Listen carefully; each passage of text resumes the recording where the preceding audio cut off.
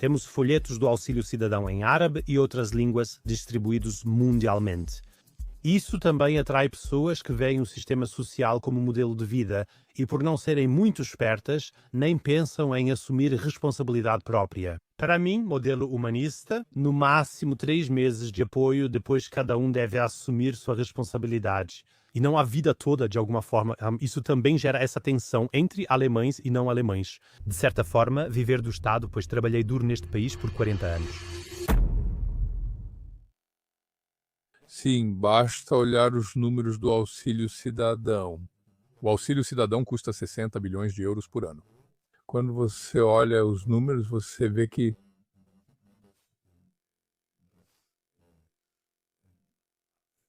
que 70% das crianças no Auxílio Cidadão são crianças estrangeiras. No total, metade do dinheiro vai para estrangeiros. E se agora incluirmos aqueles que têm o chamado histórico de migração, então eu diria que dos 60 bilhões do Auxílio Cidadão, com certeza 40 bilhões vão para pessoas com histórico de migração. Pode-se dizer que um país rico como a Alemanha pode abrir mão desse dinheiro, mas isso cria incentivos completamente errados. E as famílias geralmente são grandes. Cada filho extra garante mais 350 euros, além de um apartamento maior e seguro de saúde. Ou seja, uma família com 4, 5, 6 filhos acaba recebendo benefícios do governo de cerca de 5 mil euros ou algo assim. Isso é, claro, totalmente absurdo. E quando eles contam isso em seu país de origem, mostram as fotos do apartamento enorme que o governo lhes deu. Então, isso, claro, cria incentivos totalmente errados. Agora, como sociedade, precisamos olhar para nós mesmos. Temos um modelo de sociedade em que somos ensinados a ter compaixão por todos que não estão tão bem quanto nós.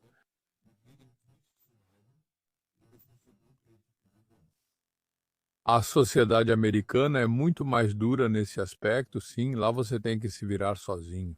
Naturalmente, você vê mais pessoas sem teto nas ruas, vê mais pobreza, né? Uma criminalidade maior. Essas também são coisas que naturalmente andam de mãos dadas com a dureza da sociedade americana. Olha, eu sou o último a dizer que não se deve discutir as coisas de forma sensata. E é preciso chegar a soluções que realmente se encaixem. E o que realmente não se encaixa é que nossas fronteiras estejam de fato abertas. E que qualquer pessoa que se esforce com um mínimo de inteligência e energia para vir para a Alemanha, seja do Afeganistão ou de onde for, Eritreia, que essa pessoa, quando chega aqui, sim, que ela ainda pode contar com 95% de chance de poder ficar para sempre. E que aqui, se ele não quiser trabalhar, também não precisa trabalhar. E ainda assim pode levar uma vida que é muito melhor do que a de onde veio, do que a vida em casa. Isso é simplesmente insalubre comparado como um modelo de incentivo. E, sim, isso mostra também, onde o nosso sistema tem seus limites. E, além disso, países como a Alemanha, como a Holanda, como a Áustria ou a Suíça, agora também estão no topo da Europa em termos de benefícios sociais. Isso significa que todos aqueles que, de alguma forma, conseguem chegar à Grécia, à Espanha, à Itália, naturalmente vêm para a Alemanha e recebem aqui, seus benefícios sociais. Ou tentam construir uma vida aqui, pois há mais segurança material. E isso mostra também que,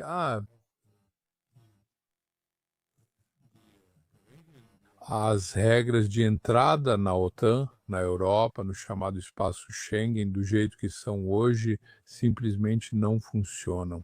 Porque todos aqueles que, não todos, mas 80% dos que entram de alguma forma no espaço Schengen acabam no final na Europa Central, ou seja, aqui conosco, na Áustria, na Suíça ou na Holanda.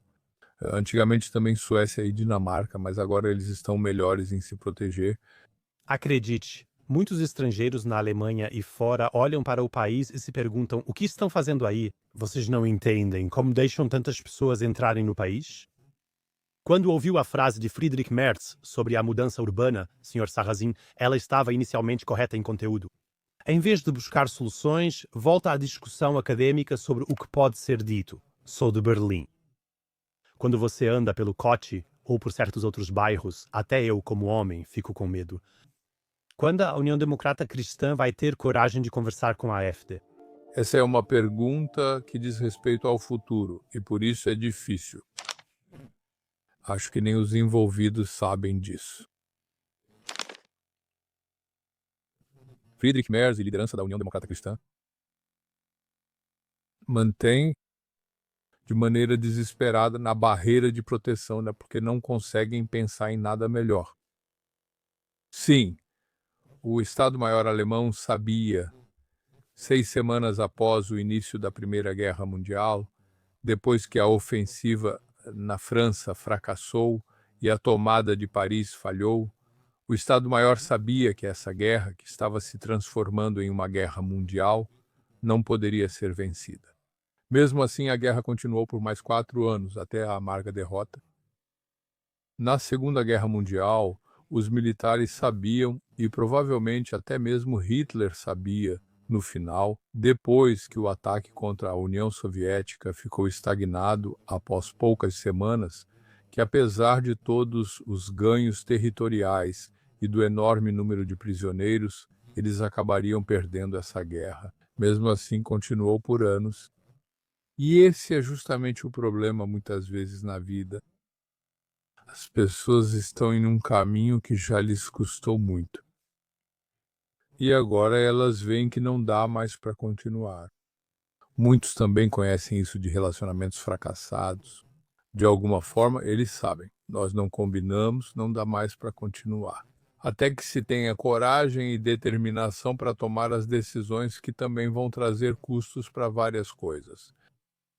Então acaba continuando mesmo assim, por muito tempo. E eu acho que essa é a situação atual da União Democrata Cristã.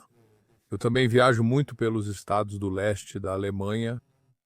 Também converso lá com representantes da União Democrata Cristã desesperados que dizem: podemos fazer o que quisermos.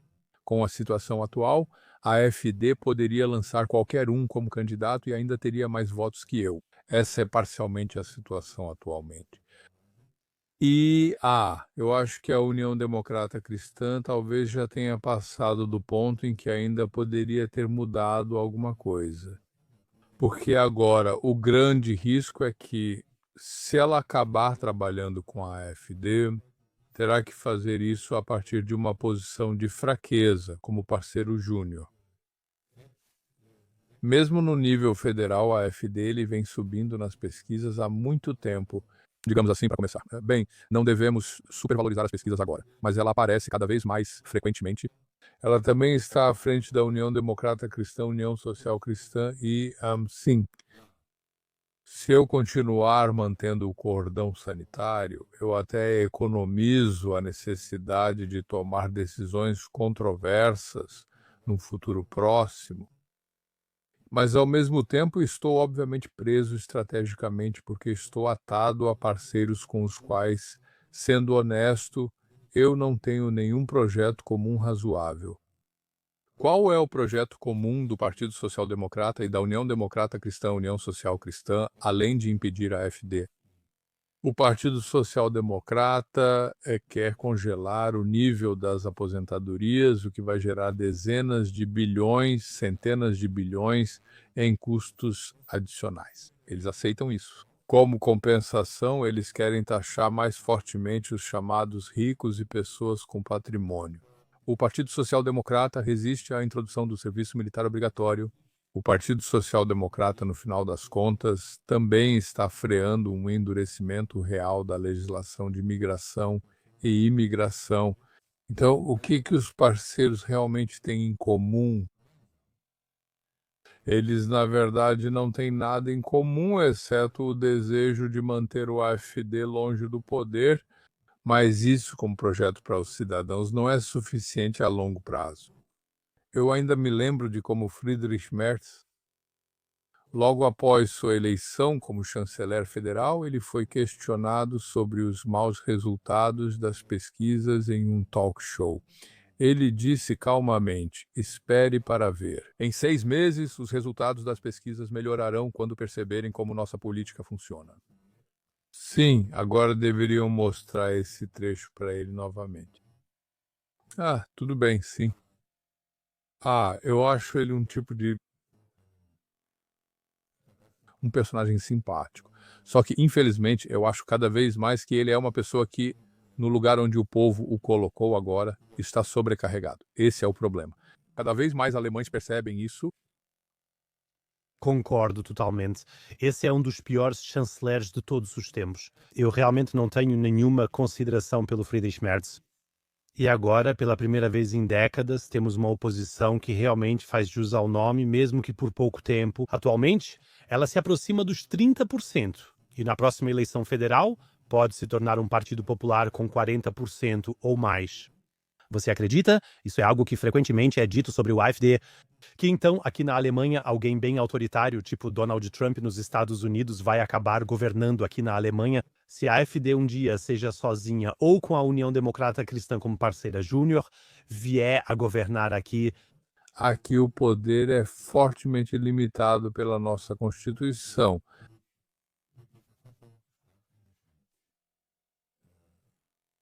Um chanceler federal, independentemente de suas opiniões, precisa de maioria no Bundestag para aprovar qualquer lei, e todas as leis essenciais também precisam de maioria no Bundesrat. E ainda existe o Tribunal Constitucional, que intervém de forma restritiva em muitas questões. Então, mesmo que agora, em um experimento mental, Alice Weidel se tornasse chanceler federal, ela ainda teria que contar com a União Democrata Cristã como parceira minoritária. Ela teria que convencer sobre as medidas que deseja tomar. E para muitas leis você precisa da aprovação do Bundesrat ou da União Europeia. E o presidente federal também está lá, que só assina leis que sua equipe considera constitucionais após uma análise cuidadosa. Isso significa que eles têm muitas restrições que, dessa forma, um presidente americano não tem. Portanto, um chanceler federal da AfD, homem ou mulher, nunca poderia agir como Trump está fazendo atualmente nos Estados Unidos da América. E também a comparação frequentemente feita com Weimar não se sustenta, exceto em um ponto. O Partido Nacional Socialista dos Trabalhadores Alemães cresceu continuamente e os outros partidos não chegaram a um acordo. Esse foi o ponto em que a comparação fazia sentido. Mas o poder executivo do governo era incomparavelmente maior. E com os decretos de emergência do presidente do Reich, era possível governar praticamente com poderes ditatoriais.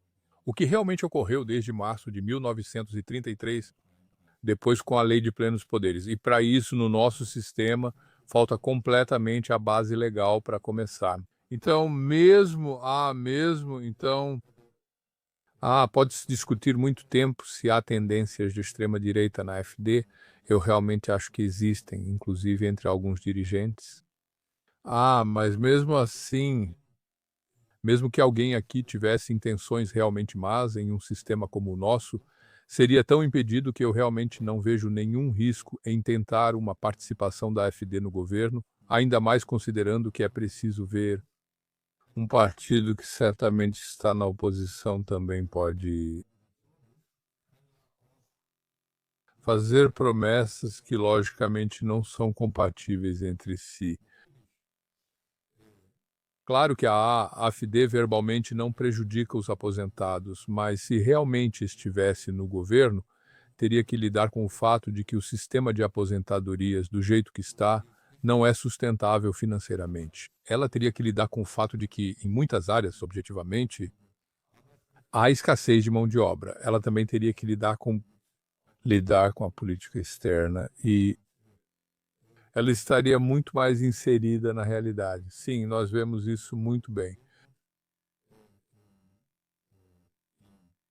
Na Itália, onde a senhora Meloni dos Fratelli d'Italia, que historicamente surgiram dos neofascistas, faz uma política bastante pragmática.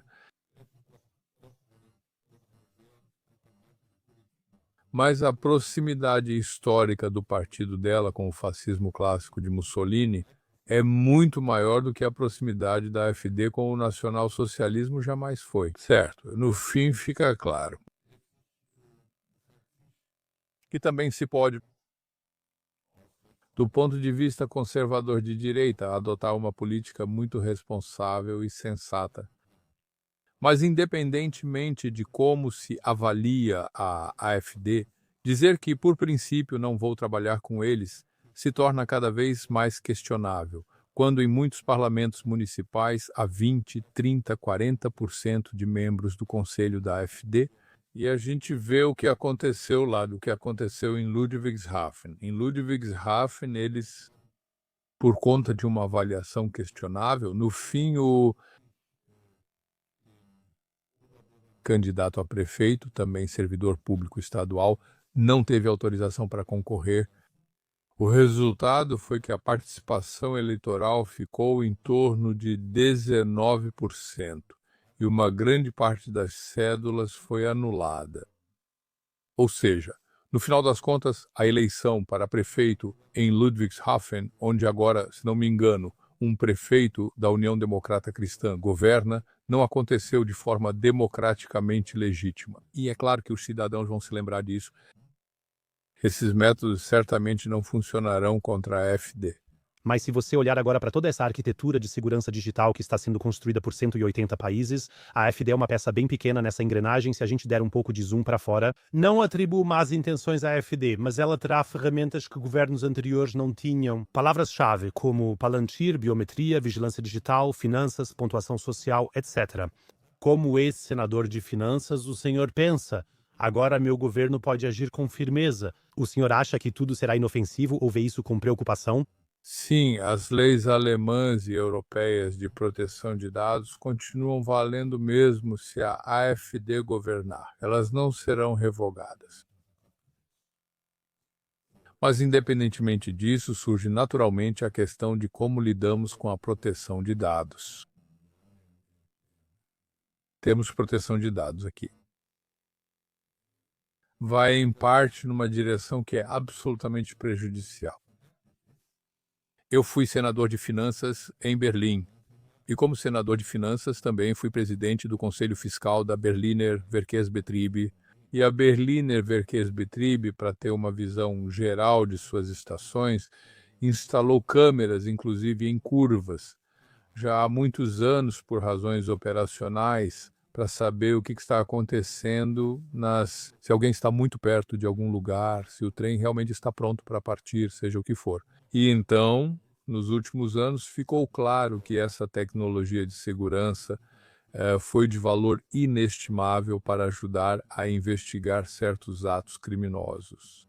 Claro que eu acho que deveríamos ter muito mais tecnologia de câmeras de segurança em espaços públicos do que realmente temos, e isso realmente aumentaria a segurança. A Inglaterra, por exemplo, está muito mais avançada nisso, e a democracia lá com certeza não é mais perigosa do que a nossa. Enquanto isso, com certos dados, nós exageramos tanto na proteção de dados que isso nos atrapalha no combate ao crime e praticamente torna nossos serviços de inteligência amplamente ineficientes. Quando somos alertados sobre um ataque terrorista, como aconteceu recentemente em Berlim, isso quase sempre vem de informações de serviços de inteligência estrangeiros, porque os nossos serviços de inteligência nacionais nem sequer são capazes disso. E nós vemos isso. No final das contas, temos uma tendência tipicamente alemã de levar bons princípios ao extremo. Para terminar, vamos ser breves e diretos. Um pequeno jogo de ou isto ou aquilo. Você precisa escolher, mesmo que seja difícil. Vamos começar com uma pergunta simples. Qual político alemão é mais superestimado? O ministro da Defesa, Pistorius. Quem você escolheria em uma ilha deserta? Donald Trump ou Karl Lauterbach? Com certeza Donald Trump. Quem é mais subestimado, Putin ou Trump? Trump. Qual seria a sua primeira decisão se você se tornasse chanceler amanhã e pudesse governar sem restrições? Eu sairia da Convenção Europeia dos Direitos Humanos. Não porque eu não queira respeitar os direitos humanos, mas porque eu gostaria de me tornar independente das decisões do Tribunal Europeu dos Direitos Humanos. E eu denunciaria a Convenção de Genebra sobre Refugiados. Ela foi criada no início dos anos 50 para refugiados na Europa vindos da esfera de influência comunista. Ela foi ampliada em meados dos anos 60 para o mundo todo. Isso foi um erro histórico. E se abolirmos essas duas bases legais, poderemos voltar a decidir por nós mesmos quem vem para cá. E eu mudaria a lei europeia, eu usaria minha influência para que a lei europeia fosse alterada de modo que pudéssemos realmente voltar a exercer um controle efetivo sobre nossas fronteiras. Por fim, Sr. Sarrazin, Döner ou Wiener Schnitzel? Sim, nisso sou alemão, Wiener Schnitzel. Senhor Sarrazin, hoje lhe fiz muitas perguntas críticas, mas não quero encerrar a conversa sem dizer mais uma coisa. Sem o Sr. Sarrazin, eu provavelmente nem existiria no YouTube. O senhor foi o primeiro meio alternativo antes mesmo de esse termo existir. O senhor teve coragem de ir contra a corrente enquanto os outros ainda estavam conformados e buscavam apenas ser pessoas do bem. Acho que isso merece respeito, pois o senhor mostrou ser possível ter postura mesmo em situações desconfortáveis. E essa é a diferença, Sr. Sarrazin, entre um ícone lá fora e todos esses oportunistas. Sim, muito obrigado. Aceito esse elogio com prazer. Obrigado.